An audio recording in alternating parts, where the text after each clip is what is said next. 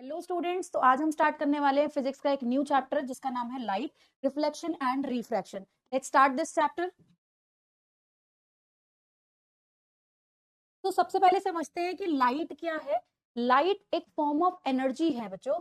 जैसे कि आपने क्लास 9th में पढ़ रखा है और प्रीवियस क्लासेस में भी पढ़ा है कि बहुत तरीके की एनर्जीज होती हैं, तो लाइट भी एक फॉर्म ऑफ एनर्जी है। अब ये एनर्जी क्या करती है? ये एनर्जी हमें हेल्प करती है देखने में। हम कोई भी चीज इस कलरफुल वर्ल्ड को देख पा रहे हैं ड्यू टू लाइट। ओके बच्चों, तो लाइट के बारे में कुछ पढ़ लेते हैं। क्या है? पहला पॉइंट है light is a form of energy which enables us to see the objects. जैसा कि मैंने अभी आपको बताया, लाइट एक फॉर्म ऑफ एनर्जी है जो हमें देखने में हेल्प करती है। Second is light tends to travel in a straight line. These are some properties of light. Light क्या करती है? एक स्ट्रेट लाइन में ट्रैवल करती है। ठीक है। Light has dual nature. Light के दो नेचर होते हैं। लाइट वेव नेचर में भी होती है और लाइट पार्टिकल नेचर में भी आपको देखने को मिलती है। ठीक है। Light cast shadow. अगर लाइट होगी तो परछाई बनेगी, लाइट नहीं होगी तो परछाई नहीं बनती है। लाइट शेडो को कास्ट करती है। ठीक है। Speed of light is maximum in vacuum. Vacuum में स्पीड ऑफ लाइट मैक्सिमम होती है, जिसकी वैल्यू 3 इंटू 10 की power 8, 10 raise to the power 8 metre per second. तो speed of light in vacuum या आप एयर भी बोल सकते हो, तो वो कितनी होती है? 3 इंटू 10 की power 8 metre per second. When light falls on the surface, following may happen. अगर लाइट किसी सरफेस पर गिरती है तो दो चीजें होती है बच्चों। एक होता है रिफ्लेक्शन और एक होता है रिफ्रैक्शन। एब्जॉर्प्शन भी होता है, बट क्लास 10th में हमें उसको नहीं पढ़ना है, तो यहाँ पर हमें रिफ्लेक्शन और रिफ्रैक्शन के बारे में ही पढ़ना है। तो सीख लेते हैं कि रिफ्लेक्शन क्या होता है, समझते हैं इसको। तो रिफ्लेक्शन समझने के लिए सबसे पहले आपको इसकी डिफाइन पढ़नी पड़ेगी कि रिफ्लेक्शन होता क्या है। रिफ्लेक्शन का मतलब होता है किसी चीज से टकराकर वापस आना, यानी कि बाउंसिंग बैक। और हम यहाँ पर पढ़ क्या रहे हैं? लाइट का फिनोमिना। तो reflection is bouncing back of light.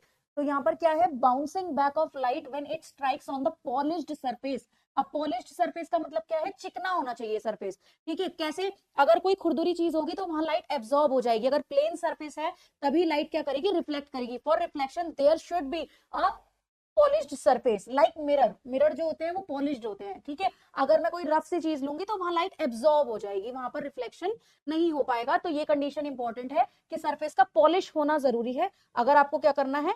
Reflection का फिनोमिना शो करना है। Okay. Next is laws of reflection. Reflection के लॉज हम पढ़ने वाले हैं कि लॉ ऑफ रिफ्लेक्शन क्या है।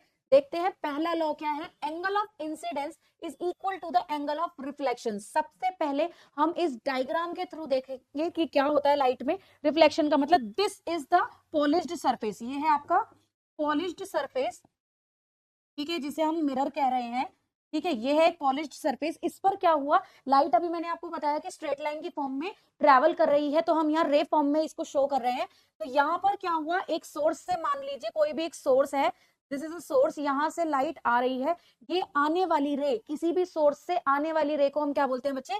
Incident ray. क्योंकि ये आकर इस सरफेस पर गिरेगी तो उसको हम क्या बोलते हैं? Incident ray. और जाने वाली जो रिफ्लेक्ट होकर बाउंस बैक हो रही है उसे हम क्या बोलते हैं? Reflected ray. और इस सरफेस के जो परपेंडिकुलर बनेगा, this perpendicular, this 90 degree perpendicular is, this is normal. तो यहाँ पर तीन तक चीजें हो गई रिफ्लेक्शन के अंदर। एक आने वाली रे इंसिडेंट रे, एक जाने वाली रे रिफ्लेक्टेड रे, और एक परपेंडिकुलर, वो क्या है? नॉर्मल। तो इस सरफेस पे आप कहीं पर भी नॉर्मल ड्रॉ कर सकते हो perpendicular, like this this this and this.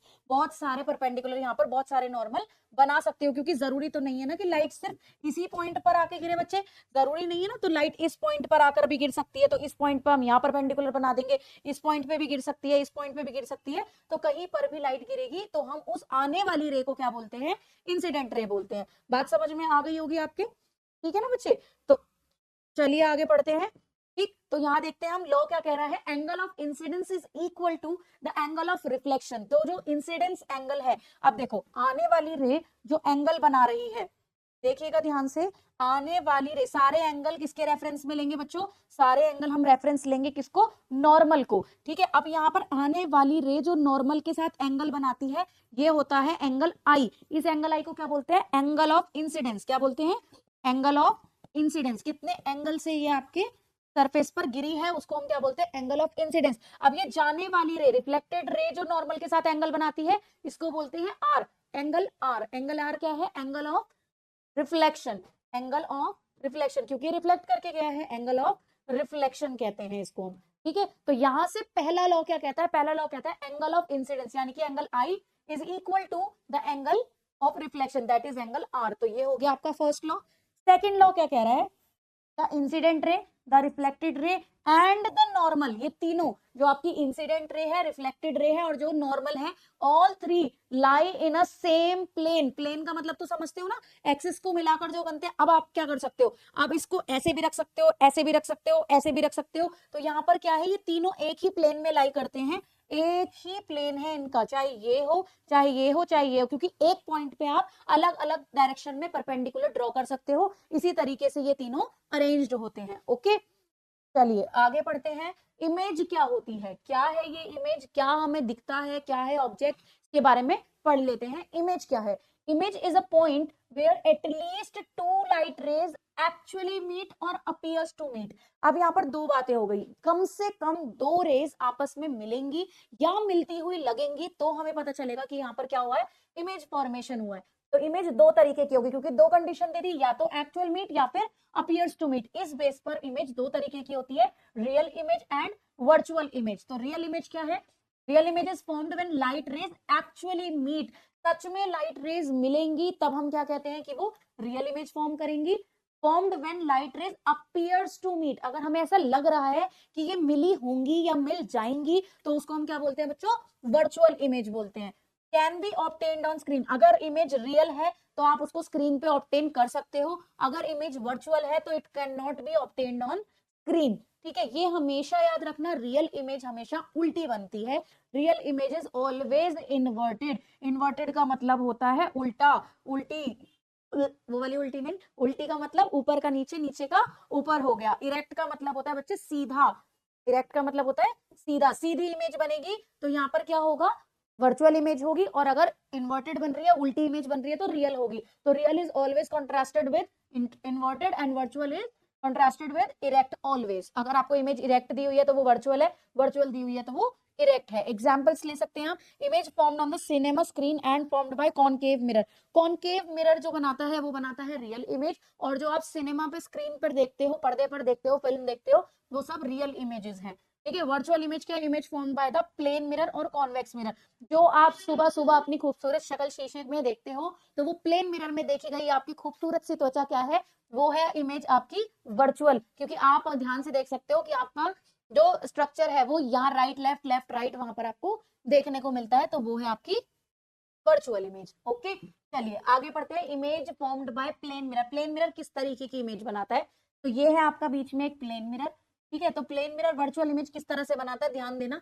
ये है मान लो ऑब्जेक्ट, मान लो ये ए बी जो है ऑब्जेक्ट है, यहाँ पर क्या हुआ, रे गई, ठीक, यहाँ से आप उसको फॉलो करो, लो को, ये देखो यहाँ से एक रे गई, ठीक, ये रिफ्लेक्ट होके वापस आ गई, क्योंकि इसका काम क्या है, प्लेन मिरर से क्या होगा, लॉ ऑफ रिफ्लेक्शन फॉलो होगा, एंगल आई इक्वल हो जाएगा एंगल आर के। लेकिन यहाँ तो कोई इमेज नहीं दिख रही आपको, अपने नीचे इमेज थोड़ी दिखाई देगी। क्या होता है कि ये इस तरफ ऐसे हम महसूस करते हैं कि इस पॉइंट से ये इधर की तरफ गई होगी और यहाँ पर प्लेन के मिरर के पीछे आपको इमेज दिखाई देती है, तो ये बनती है वर्चुअल इमेज। ओके, तो ये था डायग्राम किसका, image formation by plane mirror. तो आप देख सकते हो कि इसकी कैरेक्टरिस्टिक्स क्या क्या हो गए, आप यहाँ से कैरेक्टरिस्टिक्स देख सकते हो। आप देखो जितनी साइज की ए बी है उतने ही साइज की ए डैश बी डैश है। तो पहला कैरेक्टरिस्टिक क्या बोल सकती हूँ मैं, it is of same size. Plane mirror जो इमेज बनाता है वो कैसी बनाता है, सेम साइज की इमेज बनाता है, सेम साइज। ठीक है, नेक्स्ट इज यहाँ पर देखो जितना डिस्टेंस यहाँ से यहाँ का होगा मिरर का, उतना ही इमेज का डिस्टेंस होगा। तो यहाँ पर लिख सकती हूँ इक्वी डिस्टेंस इमेज बनती है। ठीक है, इक्वी डिस्टेंस इमेज बनती है to, equidistance to object image बनती है, equidistance to object, object के बराबर डिस्टेंस पे बनती है। जितने डिस्टेंस पे आप मिरर से खड़े होते हो उतने ही डिस्टेंस पे आपको अपनी इमेज भी दिखाई देती है। बचपन में सोचते हैं ना कुछ बच्चे की मिरर के पीछे एक और दुनिया है, तो वो वाली बात है, ये वो इमेजिनेशन है, that is not real, that is virtual world. Okay, तो ये इक्वी डिस्टेंस होती है। और तीसरी बात कि ये होती है लेटरली इन्वर्टेड। क्या होती है बच्चे, लेटरली इन्वर्टेड। लेटरली इन्वर्टेड का मतलब अगर आप मिरर में देखो अपने आप को तो आप देखोगे left seems right, right seems left, उल्टा सीधा दिखाई देता है उसमें। ठीक है, तो इसको बोलते हैं लेटरल इन्वर्जन। और इमेज कैसी बनती है, वर्चुअल बनती है। और दूसरी बात, वर्चुअल हमेशा कैसी होती है, इरेक्ट। ऐसा तो नहीं है ना कि हम सुबह सुबह उठे और हमने शीशा देख लिया और हमारे पैर ऊपर होगा और हाथ नीचे को, भाई हम तो डर गए। ऐसा नहीं होता है, ठीक है, क्योंकि इमेज प्लेन प्लेन मिरर कैसी इमेज बनाता है बच्चों, प्लेन मिरर की जो इमेज होती है वो ये सारी प्रॉपर्टी शो करती है और वो एक वर्चुअल इमेज बनाता है, ठीक है, इसलिए आपको सीधे दिखाई देते हो आप अपने आप को मिरर के अंदर। तो पढ़ लेते हैं characteristics of image form by mirror, मैं पहले ही बता चुकी हूँ। Virtual and erect, size of the image is equal to the size of the object. Third, image is formed as the far behind equidistant, ठीक है, the mirror as the object is in the front of it. Last is laterally inverted. एक बार lateral inversion को और समझ लेते हैं। तो lateral inversion क्या होता है, ये प्रोसेस है, ठीक है, इसको फिनोमिना को ये है फिनोमिना लेटरल इन्वर्जन, ठीक है। The right side of the object appears left side of the image and vice versa, यानी कि लेफ्ट राइट राइट लेफ्ट दिखाई देता है। इस फिनोमिना को बोलते हैं लेटरल इन्वर्जन और जो इमेज बनती है उसे बोलते हैं लेटरली इन्वर्टेड इमेज। ओके, चलिए, तो एप्लीकेशन क्या है, कहाँ कहाँ ये अप्लाई किया जाता है, लेटरल इन्वर्जन कहाँ देखने को मिलता है, एम्बुलेंस। अब ना छोटे थे भाई, मैं तो सोचती थी जब हम छोटे बच्चे हुआ करते तो हम सोचते हैं कि एम्बुलेंस वाले भैया को ना लिखना नहीं आता, एम्बुलेंस उनको ढंग से वर्ड्स लिखने नहीं आते हैं, तो वो इस तरीके से हमें दिखता है, ठीक है, इस तरीके से हम देखते हैं। तो यहाँ पर क्यों लिखा होता है ये, क्योंकि जब भी कोई गाड़ी चला रहा है तो पीछे से अगर एम्बुलेंस आ रही है तो वो मिरर में लेटरल इन्वर्जन शो करे, लेफ्ट का राइट शो करे, सिर्फ इसी वजह से ऐसे लिखा होता है, ताकि यहाँ जब कोई मिरर में देखे तो इसकी इमेज कैसी दिखाई दे, बिल्कुल सीधी दिखाई दे और उसको पढ़ने में आसानी हो जाए। अगर आप अपना मोबाइल खोलकर देखेंगे और सेल्फी लेंगे और पीछे कुछ लिखा है तो आप देखते हैं कि सेल्फी कैमरा में क्या हो जाता है, लेफ्ट राइट और राइट लेफ्ट हो जाता है और वर्ड पीछे का बिल्कुल उल्टा हो जाता है, ठीक है, इसीलिए बैक कैमरे से फोटो लिया करो, चाहे अच्छी आए या ना आए। ओके, चलो वो तो आपकी चॉइस है, ठीक है। इन लेटरल इन्वर्जन का मतलब यही होता है, इसीलिए ये एम्बुलेंस उल्टा लिखा होता है, ताकि जल्दी से उसको साइड मिल जाए और सामने वाले मिरर में पढ़ने में आसानी हो जाए। तो ये देख सकते हो आप, ये भी अपनी शक्ल देख रहे हैं। अब यहाँ पर मैं देखूं तो ये इसका राइट हैंड है, लेकिन यहाँ अगर आप इसमें देखोगे तो आपको क्या दिख रहा है, ऐसी इमेज दिख रही है तो ये लेफ्ट दिखाई देगा, ठीक है, तो यहाँ पर ये लेफ्ट दिख रहा है जबकि है इसका राइट हैंड, इसी को हम क्या बोलते हैं, लेटरल इन्वर्जन। ओके, चलिए, तो अब समझते हैं मिरर। मिरर बच्चों दो टाइप के हैं, प्लेन मिरर और स्फेरिकल मिरर। प्लेन मिरर के बारे में हम पढ़ चुके हैं, अब पढ़ते हैं स्फेरिकल मिरर के बारे में। स्फेरिकल मिरर क्या होते हैं, mirrors whose reflecting surface is curved, वो मिरर्स जिनका रिफ्लेक्टिंग सरफेस कर्व्ड होता है उनको हम क्या बोलते हैं, उनको हम बोलते हैं स्फेरिकल मिरर्स, ठीक है। जैसे कि आप यहाँ पर एक पेयर ड्रॉ कर सकते हो, ठीक है, एक स्फेरिकल मिरर इसी में से निकलेगा, ठीक, दिस इज स्फेरिकल मिरर, ठीक, इसमें ये रिफ्लेक्टिंग सरफेसेस हैं इसके। अब यहाँ पर अगर मैं इसको दो हिस्सों में काट दूं, ठीक है, इसको मैं दो हिस्सों में काट दूं, एक को मैं करूं बाहर से पेंट, एक को मैं बाहर से पेंट कर दूं और एक को मैं अंदर से पेंट कर दूं, ठीक है। पेंट करने के बाद क्या होगा, मेरे पास यहाँ पे तो बचा ये वाला एरिया, ये है रिफ्लेक्टिंग सरफेस और यहाँ पर अंदर वाला सरफेस है रिफ्लेक्टिंग सरफेस, राइट। अब इसका रिफ्लेक्टिंग सरफेस बाहर की तरफ है, इसका रिफ्लेक्टिंग सरफेस अंदर की तरफ है, तो ये दो अलग अलग टाइप के मिरर में कन्वर्ट हो गया। तो यहाँ पर दो टाइप के मिरर्स होते हैं, there are two types of spherical mirrors, these are convex mirror, ठीक है, एंड कॉनकेव मिरर। एक कॉन्वेक्स मिरर होता है और एक कॉनकेव मिरर होता है। पहचानोगे कैसे कि कौन सा कॉन्वेक्स है कौन सा कॉनकेव है, तो याद रखना केव यानी कि अंदर की तरफ, गुफा टाइप, ठीक है, जो केव में अंदर की तरफ हो, जिसका रिफ्लेक्टिंग सरफेस इनवर्ड्स हो, तो उसको हम क्या बोलते हैं बच्चों, जिसका रिफ्लेक्टिंग सरफेस इनवर्ड्स हो तो उसको हम बोलते हैं कॉनकेव मिरर, और जिसका रिफ्लेक्टिंग सरफेस आउटवर्ड्स हो, ये रहा बाहर की तरफ है ये, आउटवर्ड्स हो, उसको हम क्या बोलते हैं, उसको हम बोलते हैं कॉन्वेक्स मिरर।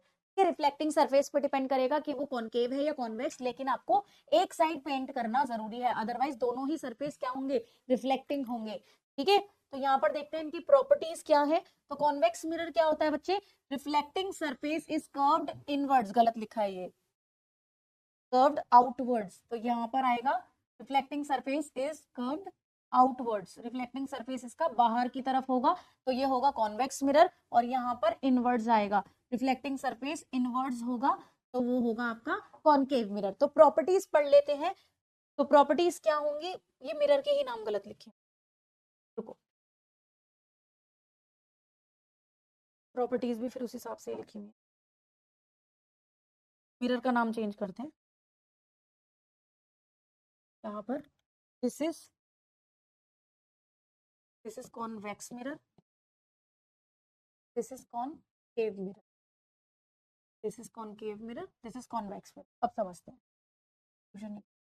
ठीक है। कॉनकेव मिरर कौन सा मिरर होता है बच्चे? रिफ्लेक्टिंग सरफेस इनवर्ड, जो अंदर की तरफ होता है लाइक दिस, बाहर से पेंट और अंदर से इनवर्ड्स जा रहा हो, उसको हम क्या बोलते हैं? Concave mirror. ये कैसा मिरर होता है? Converging mirror. कन्वर्ज का मतलब क्या होता है? सारी चीज को एक तरफ इकट्ठा करना, तो ये सारी लाइट को कन्वर्ज करता है, एक पर्टिकुलर पॉइंट के ऊपर फोकस करता है, तो इसको बोलते हैं कन्वर्जिंग मिरर। कॉन्वेक्स मिरर क्या होता है? Reflecting surfaces curved outwards like this, इसको अंदर से पेंट कर दो और इसका रिफ्लेक्टिंग सरफेस बाहर की तरफ होगा, तो ये होता है आपका कॉन्वेक्स मिरर। ये होता है डाइवर्जिंग मिरर, ये लाइट को फैलाने का काम करता है और वो लाइट को इकट्ठा करने का काम करता है, ये इनकी प्रॉपर्टीज है।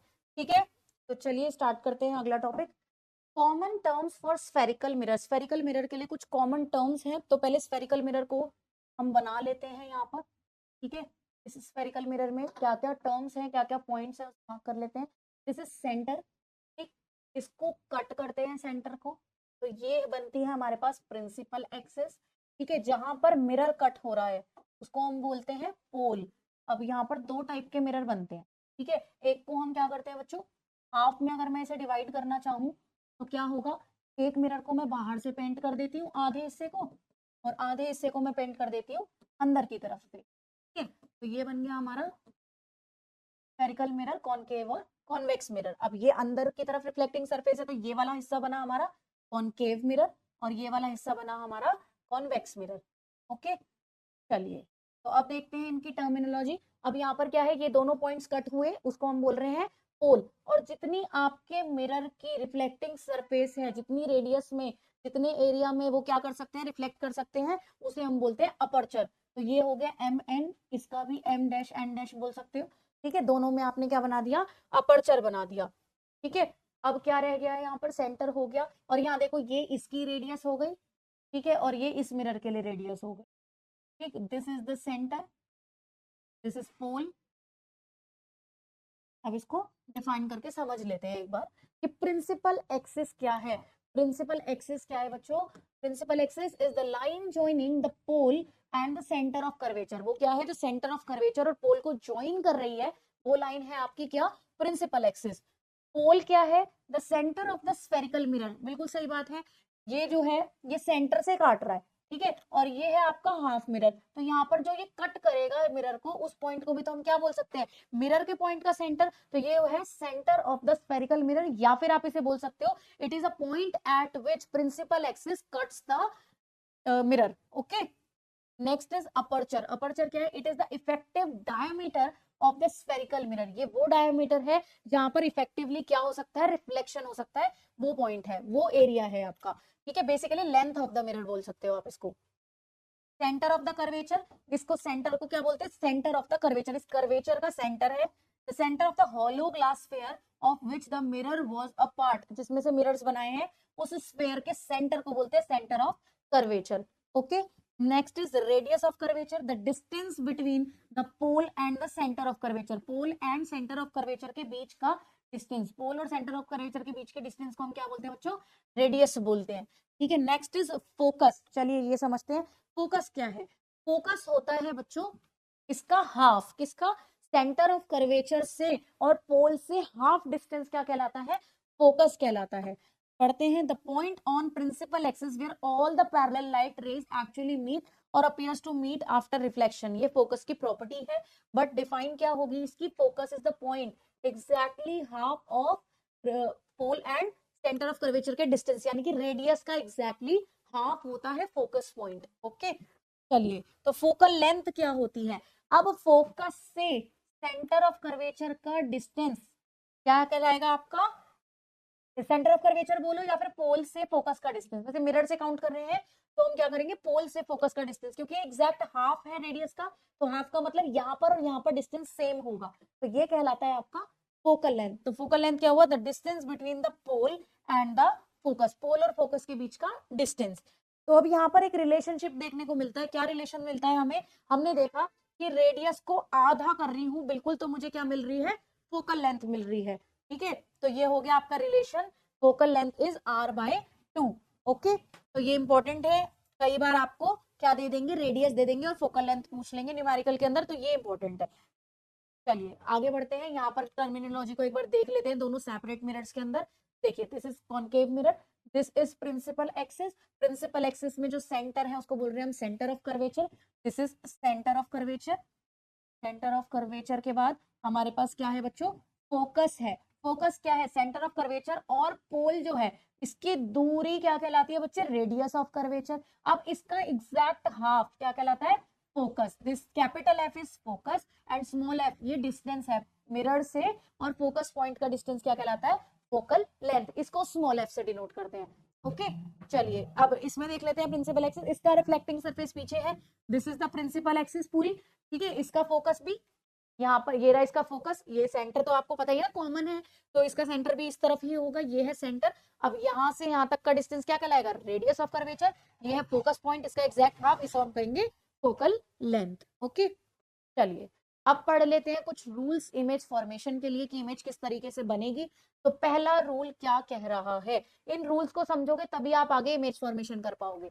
रूल्स फॉर मेकिंग रे डायग्राम ऑफ स्फेरिकल मिरर। सबसे पहले दोनों के कंपैरिजन में पढ़ा रही हूँ, कॉनकेव और कॉन्वेक्स के, पढ़ते हैं। पहला रूल क्या कहता है, a ray parallel to the principal axis after reflection will pass through the principal focus in case of concave mirror. Concave mirror के केस में ये क्या कह रहा है, अगर कोई रे, कहना क्या चाहता है, अगर कोई रे प्रिंसिपल एक्सिस के पैरेलल आ रही है, this is your principal axis, अगर कोई रे पैरेलल आ रही है तो वो रिफ्लेक्ट होने के बाद कहां से कटती है बच्चों, कटेगी हमेशा किससे, फोकस से। तो पहला रूल क्या कह रहा है, अगर कोई भी रे पैरेलल आ रही है प्रिंसिपल एक्सिस के, this is principal axis, principal axis के पैरेलल आएगी तो वो हमेशा कहां से जाएगी, ऑलवेज पास फ्रॉम फोकस। तो ये पहला रूल है, पैरेलल आई तो प्रिंसिपल एक्सिस से जाएगी। कॉन्वेक्स के लिए पढ़ लेते हैं, appears to diverge from the principal focus, क्योंकि वो डाइवर्जिंग मिरर है तो यहाँ पर क्या होगा, अगर कोई भी प्रिंसिपल एक्सिस के पैरेलल आई है तो वो क्या करेगी, ये डाइवर्ज कर जाएगी और डाइवर्जिंग अपीयर करेगी कहाँ की, फोकस से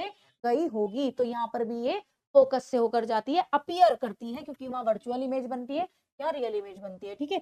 चलिए सेकंड देखते हैं, a ray passing through the principal focus. अब ये उल्टा हो गया, अभी तक क्या कर रही थी, पैरेलल जा रही थी तो फोकस से आ रही थी, अब क्या हो रहा है, passing through the principal focus of a concave mirror or a ray which is directed towards the principal focus of a convex mirror after reflection will emerge parallel to the principal axis। उल्टा हो गया, अब क्या करेगी, अगर focus से direct कोई focus पे आएगी तो हो जाएगी पैरेलल, ठीक है। तो ये वाइसा वर्सा हो गया फर्स्ट वाले का, अगर यहाँ पर क्या होगा, पैरेलल गई तो फोकस से जाएगी, फोकस से गई तो पैरेलल हो जाएगी। यहाँ पर भी देख सकते हो, अगर ये देख रहे हो यहां से आ रही है, ठीक है, डाइवर्ज हो रही है पैरेलली, ठीक है, क्योंकि ये जो आ रही थी ये अपीयर कहाँ हो रही है, फोकस से, कि ये फोकस से आ रही थी तो ये पैरेलल होना चाहिए, ये कहता है सेकंड रूल। तो थर्ड रूल क्या कहता है, थर्ड रूल पढ़ लेते हैं, a ray passing through the centre of curvature, जो रे सेंटर ऑफ कर्वेचर से जा रही है कॉनकेव मिरर के और directed in the direction of centre of curvature of convex mirror, after reflection is reflected back along the same path. अच्छा, तो ये क्या कहना चाह रही है, अगर सेंटर से होकर जा रही है तो ये अपने पाथ को रिट्रेस करेगी, जैसे जाएगी वैसी की वैसी ही वापस आ जाएगी विदाउट एनी डेविएशन। यहाँ पर भी अगर ये अपीयर कर रही है कि ऐसा लग रहा है कि यहाँ से भेजी जा रही है तो ये वापस उसी से ही वापस आ जाएगी, कोई भी एंगल नहीं बनाएगी। इस केस में एंगल आई 0 होता है, ठीक है। तो इस केस में एंगल आई 0 हो जाता है, रिट्रेस होता है यहाँ पर पाथ। पाथ क्या करती है बच्चों, रिट्रेसेस इट्स पाथ, तो रे है वो अपने पाथ को रिट्रेस करती है, ठीक है। तो फोर्थ रूल पढ़ लेते हैं, अ रे इंसिडेंट ओब्लिकली यानी कि किसी एंगल पर to the principal axis towards a point P of the mirror, pole पे अगर गिर रही है ऑन द कॉनकेव मिरर और a convex mirror, is reflected obliquely, किसी एंगल से ही रिफ्लेक्ट होगी। The incident and the reflected rays follow the law of reflection at the point of incidence making equal angles with the principal axis. Okay, तो यहाँ पर ये follow करती है लॉ ऑफ रिफ्लेक्शन को। क्या कह रहे हैं कि अगर कोई रे आ रही है और कहाँ गिर रही है, पोल पर गिर रही है, तो यहाँ पर ये जो प्रिंसिपल एक्सिस है बच्चे, ये नॉर्मल की तरह बिहेव करेगी, ठीक है। और ये हो गई आपकी इंसिडेंट रे, तो जितने एंगल से ये आती है, अगर ये नॉर्मल है तो जितने एंगल से ये आती है ये उतने ही एंगल से रिफ्लेक्ट बैक हो जाएगी अगर कोई भी रे पोल पर, डायरेक्ट पोल पर गिर रही है। तो ये लॉ ऑफ रिफ्लेक्शन को फॉलो करेगी, that is angle I is equal to angle R. Okay, यहाँ पर भी यही है, अगर ये इस एंगल पे गिरी है पोल पे तो ये यहीं से रिफ्लेक्ट बैक हो जाएगी, बाउंस बैक हो जाएगी, डाइवर्ज हो जाएगी। ठीक है ना बच्चे? तो ये थे हमारे चारों रूल्स। इन 4 रूल्स को यूज करके अब हम सीखेंगे image formation bye concave mirror. ठीक है बच्चों? अब ऑब्जेक्ट को रखते जाएंगे अलग अलग जगह और बनाते जाएंगे हम अपना इमेज। ओके, सबसे पहला ऑब्जेक्ट कहाँ आएगा आपका? ऑब्जेक्ट आएगा आपका एट इंफिनिटी। जब हमें कोई पोजीशन नहीं पता तो स्टार्टिंग हम कहाँ से करेंगे? यहाँ पर इंफिनिटी से। ऑब्जेक्ट रखा है आपका इंफिनिटी पे, तो कॉनकेव मिरर बना लेते हैं। कॉनकेव मिरर ड्रॉ करेंगे। ठीक, प्रिंसिपल एक्सिस बनाएंगे। This is principal axis. Concave mirror के अपर्चर को नाम देंगे, दिस इज पोल। ठीक, अब यहाँ पर नापकर बनाना आपने। यहाँ पर ये है मान लीजिए सेंटर, तो जितना ये डिस्टेंस है इसका एग्जैक्ट हाफ आपने मानना है क्या? फोकस। ठीक है, इसको नापकर बनाना पेपर में, मैं ऐसे ही बनाकर दिखा रही हूँ आपको। ठीक है बच्चे? अब यहाँ पर लेते हैं हम अपना ऑब्जेक्ट, कहाँ से आ रहा है? मान लीजिए इंफिनिटी पे है मेरा ऑब्जेक्ट ए बी। अब इस ऑब्जेक्ट में से रेज आ रही हैं, these are the parallel rays. First rule use करेंगे, पैरेलल रे आती है तो बच्चों कहाँ से जाती है? फोकस से जाती है। ठीक है, अनदर पैरेलल रे, अब ये ऑब्जेक्ट कितना भी बड़ा हो सकता है, यहाँ पे एक रे और आ रही है तो ये कहाँ से जाएगी? फिर से पैरेलल आ रही है तो कहाँ से जाएगी? फोकस से जाएगी। ठीक है, यही पैरेलल, ये गई फोकस से। तो कहाँ बना ऑब्जेक्ट? Eight F. इमेज कहाँ बनी? इमेज फॉर्मेशन कहाँ हुई आपकी? इमेज बनी एट एफ, फोकस पे बनी। ठीक है, फोकस पे आपकी इमेज बनी। इमेज का साइज कैसा है? इमेज का साइज है point size. Image is point size. ठीक, नेचर क्या है इसका? Nature is real and inverted, क्योंकि ये एक्चुअल मीटिंग से बनी है, रियल एंड इन्वर्टेड। ठीक है बच्चे, तो ये थी आपकी फर्स्ट इमेज। अब बनाते हैं सेकंड इमेज। सेकंड इमेज में अब आपका ऑब्जेक्ट कहाँ पहुंच गया है? ऑब्जेक्ट आ चुका है अब आपका बियॉन्ड सी, प्रिंसिपल एक्सिस पे आ चुका है, बियॉन्ड सी। फिर से बनाते हैं हम अपना कॉनकेव मिरर। थोड़ा प्रिसाइजली पेंसिल वेंसिल यूज करके बना लेना, मैं थोड़ा जल्दबाजी में बना देती हूँ इसको ऐसे ही बिना नापे। ठीक है, और आप बिल्कुल इसको स्केल से नाप के डिस्टेंस लेना, प्रिंसिपल एक्सिस अर्चर। ठीक है, अब आपका ऑब्जेक्ट आ गया बियॉन्ड सी, कहीं पर भी प्रिंसिपल एक्सिस के पीछे रखिए। This is A B. ठीक, पहली रे कहाँ जाएगी? पहली रे पैरेलल, पैरेलल जाएगी तो कहाँ से जाएगी बच्चों? फोकस से। ठीक है, दूसरी रे सेंटर ऑफ कर्वेचर से। अब सेंटर ऑफ कर्वेचर से जैसी जाती है वैसी ही वापस आ जाती है, तो ऑब्जेक्ट कहाँ बना? सी एंड एफ के बीच में। This is A dash B dash. तो इमेज कहाँ बनी आपकी? ऑब्जेक्ट में, सॉरी, इमेज, इमेज कहाँ बनी? Between C and F. ठीक है, फिर वही नेचर क्या होगा? नेचर तो कॉनकेव मिरर का क्या होता है जब एक्चुअल मीटिंग से बनती है? तो रियल एंड इन्वर्टेड। ठीक, और साइज कैसा बना? छोटा है ऑब्जेक्ट से, तो आप क्या लिख सकते हो? डिमिनिश्ड या smaller than object, diminished size. Done. चलिए अगली इमेज सीखते हैं। थर्ड इमेज बनाते हैं। थर्ड इमेज में आपका ऑब्जेक्ट जो है वो अब कहाँ आ गया है घूमते घूमते? अब वो आ गया है सेंटर ऑफ कर्वेचर पे, एट सेंटर ऑफ कर्वेचर। इस वाली इमेज को थोड़ा ध्यान से बनाना पड़ेगा आपको, क्योंकि इस वाले इमेज में बिल्कुल एग्जैक्ट बनना चाहिए। ठीक है बच्चे, तो ये है आपका concave mirror. This is axis, axis, focus, centre of curvature. चलिए, अपर्चर एम एन।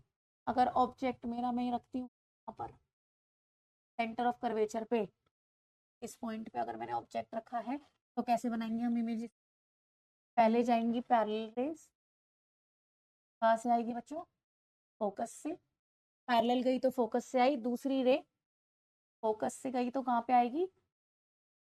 पैरेलल आ जाएगी। तो ये कहाँ कटी? एग्जैक्टली इसके नीचे बनेगी। थोड़ा बहुत पॉइंट टेढ़ी मेढ़ी हो गई है लाइंस, तो उसका ध्यान रखना।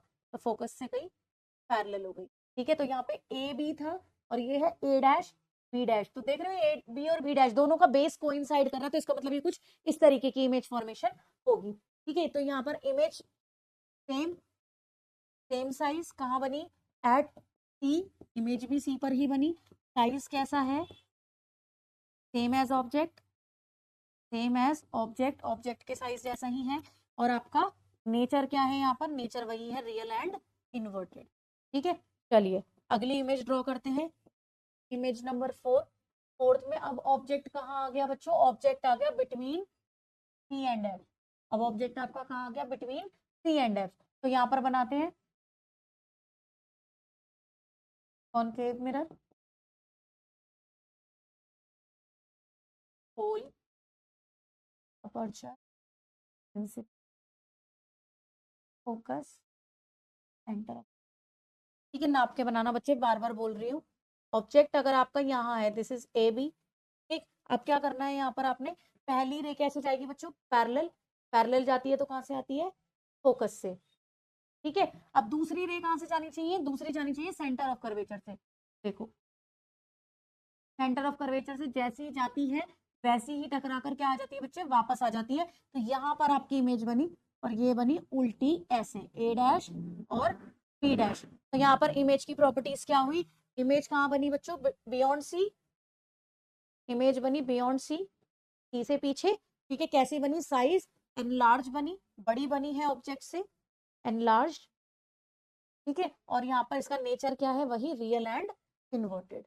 ठीक है, चलिए अब बनाते हैं थर्ड इमेज, नेक्स्ट इमेज बनाते हैं फिफ्थ वन। अब ऑब्जेक्ट को कहाँ पहुंचाया, अब ऑब्जेक्ट आपका कहाँ पहुंच गया, एट एफ। अब ऑब्जेक्ट पहुंच गया फोकस पे। तो बनाते हैं इसकी इमेज,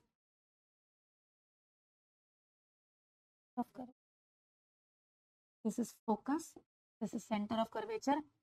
अंदाजे से नहीं बनानी पेपर में, नाप के बनानी है, बार बार वही बोल रही हूँ। ठीक है, दिस इज प्रिंसिपल एक्सिस। अब ऑब्जेक्ट है आपका फोकस पे, ए बी। ठीक, बनाते हैं इमेज,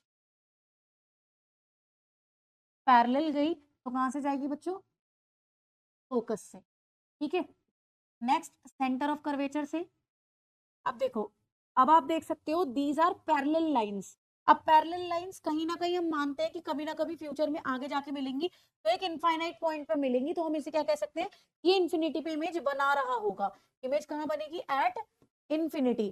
ठीक है, और यहाँ पर साइज कैसा होगा, हाईली एनलार्ज्ड, एनलार्ज साइज होगा यहाँ पर, बहुत बड़ी, दूर पता नहीं कितनी दूर जाकर मिले, हाईली एनलार्ज्ड। ठीक है, और यहाँ पर नेचर वही रियल एंड इन्वर्टेड, क्योंकि कभी ना कभी पैरेलल लाइंस आगे जाके मिल जाएंगी। ठीक, लास्ट इमेज बनाते हैं which is very very important, अभी पता चलेगा इंपॉर्टेंट क्यों है। यहाँ पर ऑब्जेक्ट जो है वो आपका कहाँ आ गया, फोकस एंड पोल के बीच में आ गया, F and P, between F and P पहुंच गया है ऑब्जेक्ट। देखते हैं,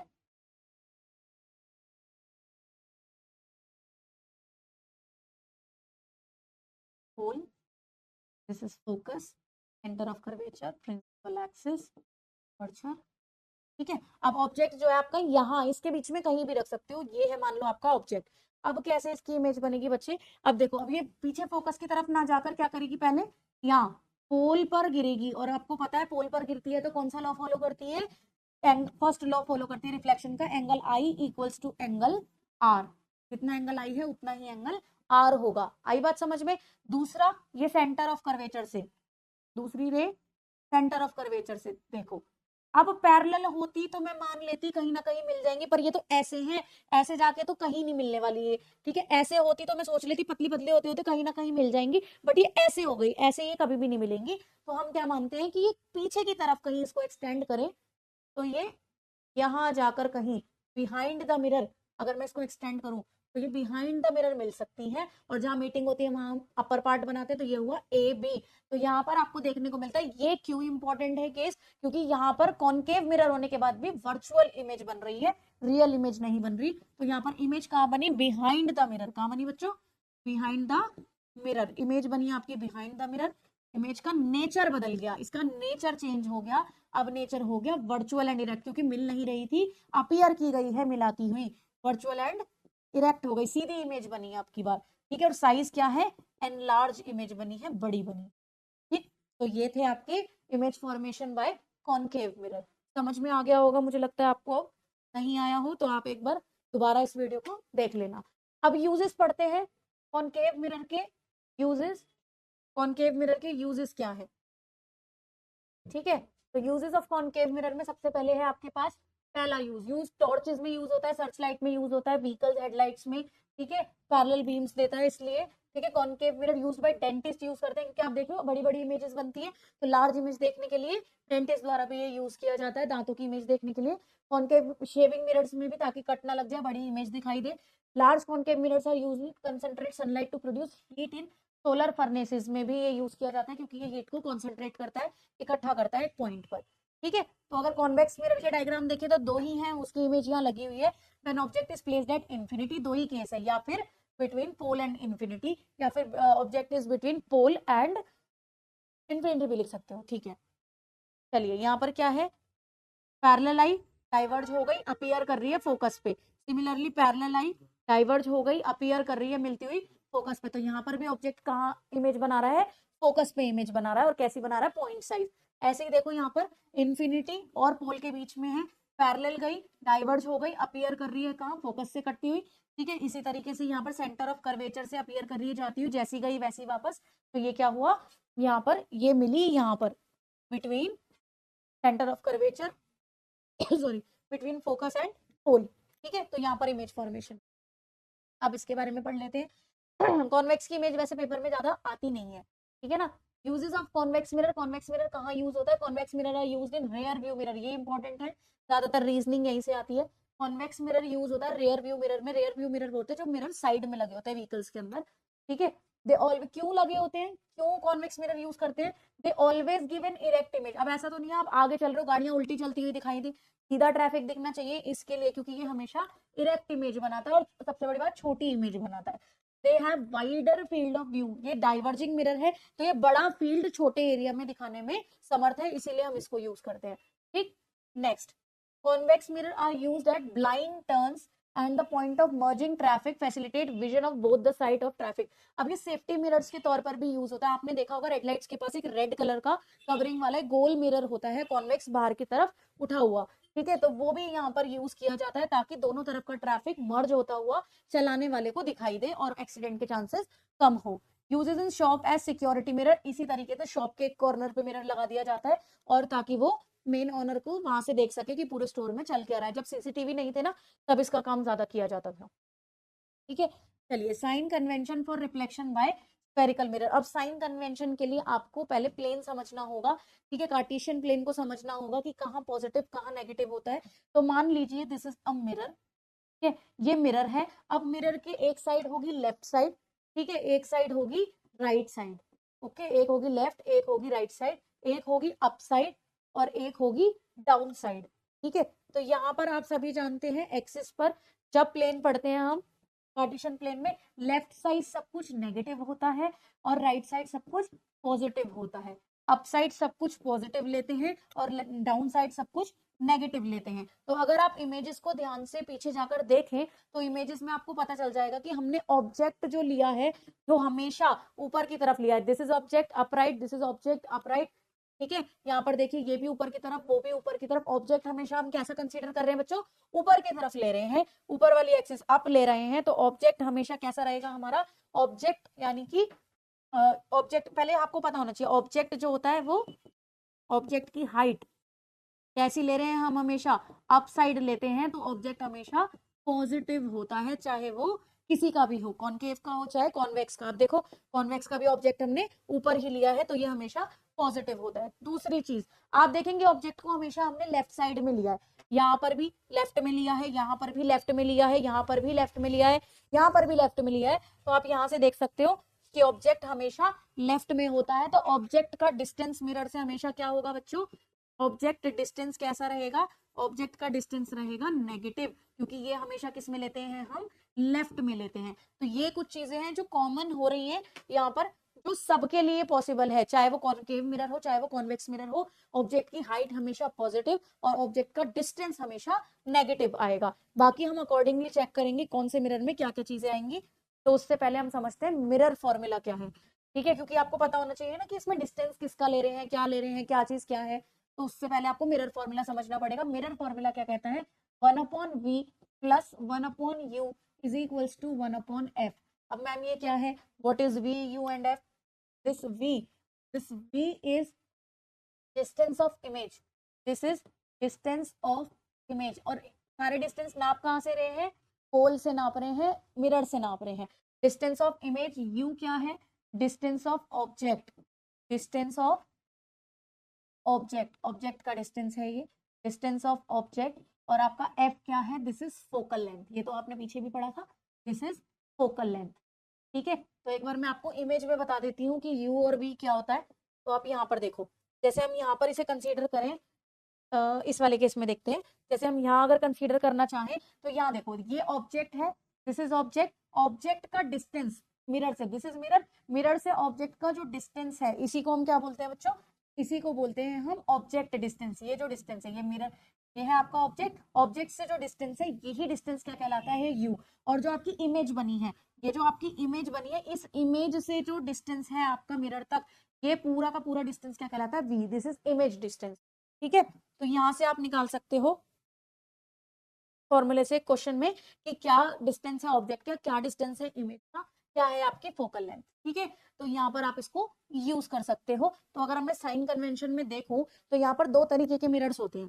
ठीक है, यहाँ पर दो तरीके के मिरर है आपके पास, एक है आपके पास कॉनकेव मिरर, ठीक है, और एक है आपके पास कॉन्वेक्स मिरर, कॉनकेव मिरर और कॉन्वेक्स मिरर। ठीक है, कॉन्वेक्स मिरर और कॉनकेव मिरर में हमने क्या चेक करना है, अब साइन कन्वेंशन चेक करने की वैल्यू क्या रखनी है, नेगेटिव रखनी है या पॉजिटिव। तो चीजें क्या है, ऑब्जेक्ट का डिस्टेंस है, इमेज का डिस्टेंस है और फोकल लेंथ है। ठीक है, ऑब्जेक्ट का डिस्टेंस तो हमेशा नेगेटिव रहेगा, चाहे आप कोई भी ले लो, तो यहाँ पर नेगेटिव ही आएगा, कॉनकेव हो या कॉन्वेक्स, मैंने अभी समझाया था आपको। ठीक है, it will be negative always, ये हमेशा नेगेटिव रहेगा, चाहे इस केस में लो चाहे इस केस में लो।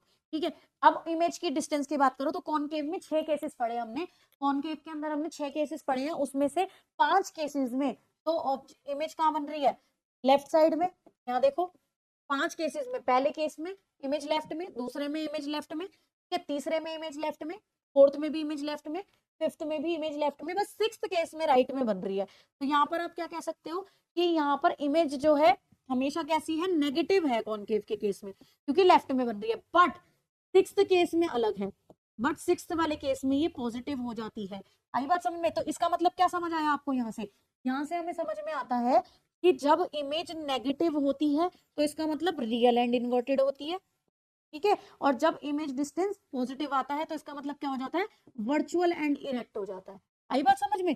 चलिए, फोकल लेंथ की बात करो तो फोकस पॉइंट इसका लेफ्ट में होता है, तो इसकी फोकल लेंथ भी क्या होती है बच्चे, नेगेटिव होती है। तो आप देख सकते हो कॉनकेव में ऑलमोस्ट सब कुछ नेगेटिव है, एक्सेप्ट सिक्स्थ केस, यहाँ पर v की वैल्यू पॉजिटिव हो जाती है। ठीक, कॉन्वेक्स की बात करूं तो कॉन्वेक्स में इमेज कहाँ बन रही थी, चेक करिए, यहाँ पे कॉन्वेक्स की इमेज राइट साइड में बन रही है, यहाँ पर भी और यहाँ पर भी। तो यहाँ पर क्या होगा, कॉन्वेक्स के केस में v क्या आएगा, पॉजिटिव। तो आप यहाँ से देख सकते हो पॉजिटिव होता है तो वर्चुअल एंड इरेक्ट इमेज बनती है, और इसका फोकस भी राइट में, तो इसकी फोकल लेंथ भी क्या रहेगी बच्चों, पॉजिटिव। तो ये हो गई sign conventions for different mirrors. ठीक है, चलिए अब समझते हैं यहाँ पर एक और टर्म जिसका नाम है मैग्निफिकेशन। मैग्निफिकेशन क्या होती है, अब हम बोलते हैं इमेज बड़ी बनी है, छोटी बनी है, इतनी बड़ी बनी है, दुगनी बनी है, 4 गुना बनी है, 3 गुना बनी है। तो ये जो गुना गुना बोल रहे हैं हम, ये क्या है, ये 3 टाइम्स 4 टाइम्स क्वेश्चन में लिखा था, इमेज इज ट्वाइस। ठीक है, image is twice of the object, image size, इस तरीके से बोलते हैं ना, ट्वाइस, थ्राइस, डबल, ट्रिपल। तो ये सब किसकी वैल्यू होती है, मैग्निफिकेशन, कितना बड़ा इमेज को दिखाया जा रहा है, दैट इज मैग्निफिकेशन। तो उसको निकालते कैसे हैं, मैग्निफिकेशन होता क्या है, it is the ratio of the height of image to the height of object. अगर मैं हाइट ऑफ इमेज को क्या मान रही हूँ, मान लीजिए हाइट ऑफ इमेज को मैंने एच आई मान लिया, H I is height of image, height of image. ठीक है, एंड एच ओ, ऑब्जेक्ट की हाइट को एच ओ मान लिया, H O is height of object. तो यहाँ पर ये मैग्निफिकेशन कैसे निकलेगी, मैग्निफिकेशन को डिनोट करते हैं स्मॉल m से। तो ये रेशियो है किसका, हाइट ऑफ इमेज, यानी कि एच आई अपॉन में एच ओ। ठीक है, तो ये आपके पास फॉर्मूला बन जाता है m is equal to H I upon में एच ओ। आई बात समझ में? तो यहाँ पर ये इसका फॉर्मूला बन जाता है। और दूसरा फॉर्मूला इसका और भी है, ये रेशियो बन सकता है किसका, minus of image distance upon में ऑब्जेक्ट डिस्टेंस। तो यहाँ पर ये भी एक फॉर्मूला बना सकते हैं मैग्निफिकेशन का। तो यहाँ से कंबाइंड फॉर्मूला नहीं मिला मुझे, इन दोनों को दोनों ही इक्वल हैं तो मैं इक्वल नहीं रख सकती हूँ, तो यहाँ से बना सकती हूँ H I upon H O is equal to minus V by U. तो मैग्निफिकेशन का एक ये रिलेशन भी बन जाता है, जब हमें m की वैल्यू ना दे रखी हो और हाइट के बारे में बात की गई हो, तब हम ये यूज कर सकते हैं। ठीक है, अब आप यहाँ से साइन कन्वेंशन लगाकर बता सकते हैं, देखो दो formula minus V by U और H I upon H O. ठीक है, और मैग्निफिकेशन की एक बात और, ये यूनिट लेस क्वांटिटी है। क्या है? यूनिट लेस है। क्यों? क्योंकि ये एक रेशो है, रेशो में यूनिट्स कट जाएंगे, डिस्टेंस होगा सेंटीमीटर, सेंटीमीटर कट जाएगा यहाँ पर। ठीक है, इस तरीके से ये कैंसिल आउट हो सकती है, इसीलिए ये यूनिट लेस क्वांटिटी है। एक क्वेश्चन कर लेते हैं ताकि आपको समझ में आ जाए कि कैसे इसको अप्लाई करना है। An object is placed 60 centimetre from a convex mirror. अब कॉन्वेक्स मिरर की बात करी गई है तो उसकी साइन कन्वेंशन सोच के चलनी है। एक ऑब्जेक्ट को प्लेस किया गया है, ऑब्जेक्ट की बात की गई है, यानी कि ऑब्जेक्ट डिस्टेंस इज यू, हमेशा नेगेटिव होता है तो माइनस 60 सेंटीमीटर आपको वैल्यू दी गई है। And the image is formed at 24 centimetre from the mirror. और इमेज कहाँ बनाई गई है? इमेज बनाई गई है 24 सेंटीमीटर पे। अब आपको पता है कॉन्वेक्स मिरर की इमेज कैसी बनती है? पॉजिटिव, तो यहाँ पर मैंने पॉजिटिव 24 लिया है। ठीक है, कैलकुलेट द फोकल लेंथ, आपने निकालनी क्या है? फोकल लेंथ आपको निकालनी है। ठीक है, एंड मैग्निफिकेशन और एम की वैल्यू निकालनी है। अब आपके पास मिरर फॉर्मूला क्या है? मिरर फॉर्मूला यूज करो, by using mirror formula, by using mirror formula. Mirror formula लगाइए, क्या होगा? 1/b plus 1/u is equals to 1/f। ठीक है, यहाँ पर वैल्यू लगाइए, वैल्यूज पुट कर दीजिए, आपको f की वैल्यू निकालनी है। मैं क्या करती हूँ, मैं पहले इसी फॉर्मूले में सॉल्व कर लेती हूँ, आपको ठीक लगे तो आप भी ऐसे कर सकते हो। 1/f इज इक्वल्स टू, क्योंकि बाद में एलसीएम में प्रॉब्लम हो सकती है, यहाँ पर ले लो LCM v u plus v। ठीक है, प्लस कुछ ज्यादा खूबसूरत बन गया, u plus v 1/f is equals to, अब इसको आपने निकालनी किसकी वैल्यू है? f की वैल्यू निकालनी है, तो f क्या हो जाएगा? रेसिप्रोकल कर दो, एफ वी यू और u प्लस v। अब पुट करो इसमें वैल्यूज, अब आप इसमें वैल्यूज पुट करो तो f की वैल्यू क्या हो गई? v कितना है आपके पास? 24। ठीक है, u कितना है आपके पास? माइनस का 60। ठीक है, u कितना है? माइनस का 60 प्लस का 24। अब इसे आप कैलकुलेट कर सकते हो, वैल्यू कैलकुलेट करो तो f की वैल्यू कितनी आ गई? नीचे देखो, 60 में से 24 माइनस करो, 60 में से 20 गया 40, 40 प्लस माइनस माइनस होता है ना, 40 में से 4 माइनस कर दो तो कितना आ गया? 36 आ गया, तो माइनस का 36। ठीक है, क्योंकि साइन हमेशा बड़े वाले का आता है, ऊपर क्या होगा? Minus minus minus plus minus, sign minus का लेकिन मल्टीप्लाई होगा, 60 को 24 से मल्टीप्लाई कर लो, 60 मल्टीप्लाई बाय 24, 0, 24, 0, 12, कितना आया? 0441, तो कितना आ गया? 1440। ये भी माइनस, ये भी माइनस, माइनस से माइनस कैंसिल। देखो एफ पॉजिटिव में आ रहा है, सबसे बड़ी बात आप यही करेक्ट हो, क्योंकि कॉन्वेक्स का एफ क्या आना चाहिए? पॉजिटिव आना चाहिए। यहाँ पर इसकी कैलकुलेशन करके आप यहाँ पर वैल्यू निकाल के यहाँ पुट कर सकते हो सेंटीमीटर में, तो आपका आंसर यहाँ पर फोकल लेंथ का निकल कर आ जाएगा। ठीक है, कैलकुलेशन करनी है, 2 की टेबल से काटो, इसको सोल्व कर लो। 8 जा 16, 7 जा 14, 4 0, 2 9 जा 18, 2 3 जा 6 जा 12, 9 1 जा 9, तो आपका आंसर आ गया 40 सेंटीमीटर। तो एफ की वैल्यू आ गई 40 सेंटीमीटर। ठीक है, अब यहाँ पर नेक्स्ट में आपसे क्या पूछी थी? मैग्निफिकेशन। मैग्निफिकेशन का फॉर्मूला हमने पढ़ा था पीछे दो, हमने पीछे दो फॉर्मूले पढ़े थे। देखो यहाँ पर एक H dash upon H, H not, और यहाँ पर माइनस वी बाई यू। अब इसके बारे में तो कुछ दिया नहीं हुआ क्वेश्चन में, तो हम ये वाला फॉर्मूला यूज करेंगे यहाँ पे, क्योंकि उसके बारे में हमें कुछ भी नहीं दी हुई इन्फॉर्मेशन। तो यहाँ पर मैं यूज करूंगी माइनस वी बाय यू। ठीक है, इस फॉर्मूले को यूज करूंगी और अब यहाँ पर वैल्यू पुट कर दूंगी, m is equal to minus V, यानी कि माइनस फॉर्मूले का और ये 24 प्लस का अपॉन में u कितना है आपका? माइनस का 60, तो माइनस से माइनस हो गया कैंसिल, और आप यहाँ पर वैल्यू निकाल सकते हो, कितनी आ गई? 10 4। ठीक है, 6 की टेबल से काट दिया मैंने इसको, कितना आ गया? 0.4। अब इसकी कोई ऐसा यूनिट तो होती नहीं है, तो ये हो गई 0.4 मैग्निफिकेशन। तो यहाँ पर आपके दोनों आंसर्स आ गए, एक आंसर फोकल लेंथ का और एक आंसर मैग्निफिकेशन का। तो इस तरीके से आप क्वेश्चन को सॉल्व कर सकते हैं। तो यहाँ से हमने एक चीज और सीखी कि मैग्निफिकेशन ऑफ कॉन्वेक्स मिरर कैसी आती है बच्चों? पॉजिटिव आती है।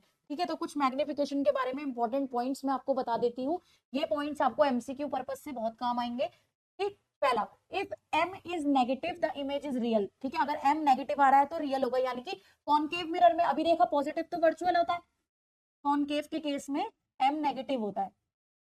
ठीक है, अगर m पॉजिटिव आ रहा है तो इमेज वर्चुअल होती है। ठीक है, next is H I equals to H naught. जब एच आई दोनों की हाइट सेम होगी, इसका मतलब क्या होगा? Image is equal to the object. तो हम क्या कह सकते हैं? एट सी वाला केस है, एट सी।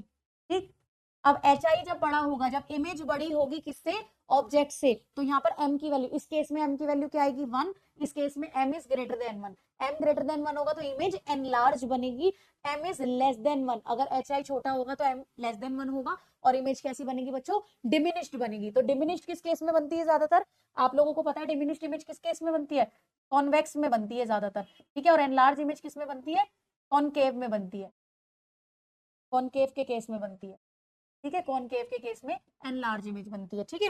चलिए नेक्स्ट पढ़ते हैं, magnification of plane mirror is always +1, plane mirror की मैग्निफिकेशन हमेशा +1 होती है, क्योंकि उसमें इमेज वर्चुअल और आमने सामने बराबर साइज की बनाई देती है, ठीक है। पॉजिटिव साइन क्या बता रहा है कि इमेज कैसी है, वर्चुअल है, 1 इंडिकेट कर रहा है कि इमेज इक्वल साइज की है, ठीक है, ये प्लेन मिरर के बारे में हो गया। If m is positive and less than 1, अगर m पॉजिटिव है और लेस देन 1 है, पॉजिटिव भी है और लेस देन 1 भी है, क्योंकि पॉजिटिव वर्चुअल का केस होता है, लेस देन 1 भी कॉन्वेक्स का केस होता है, तो हो गया कॉन्वेक्स मिरर। ये MCQ पर्पस से बहुत इंपॉर्टेंट पॉइंट्स है, ठीक है। इफ m इज पॉजिटिव, अगर m पॉजिटिव तो है लेकिन मोर देन 1 है, तो वो हो गया कॉनकेव मिरर, 6 केस हो सकता है ना, ठीक है। अगर m नेगेटिव है तो वो 100% कॉनकेव मिरर ही होगा, लेकिन अगर वो पॉजिटिव है और ग्रेटर देन 1 है तो ये केस हो जाता है कॉनकेव मिरर का। तो कॉनकेव में 2 केसेस है, ध्यान रखना, अगर पॉजिटिव के साथ लेस देन 1 आ रहा है, that is m is positive and m is less than 1, जब ये कंडीशन आए तो ये है कॉन्वेक्स मिरर। लेकिन अगर आ जाए m पॉजिटिव तो है लेकिन m इज क्या है बेटा, ग्रेटर देन 1, तो ये वाला केस होता है आपका कॉनकेव का, ठीक है। तो ये था हमारा मिरर के बारे में सब कुछ, हमने रिफ्लेक्शन पूरी तरीके से पढ़ लिया है, ठीक है। तो आगे मैं अब आपको पढ़ाऊंगी रिफ्रैक्शन, ठीक है। इसकी प्रैक्टिस करिए, क्वेश्चंस करिए।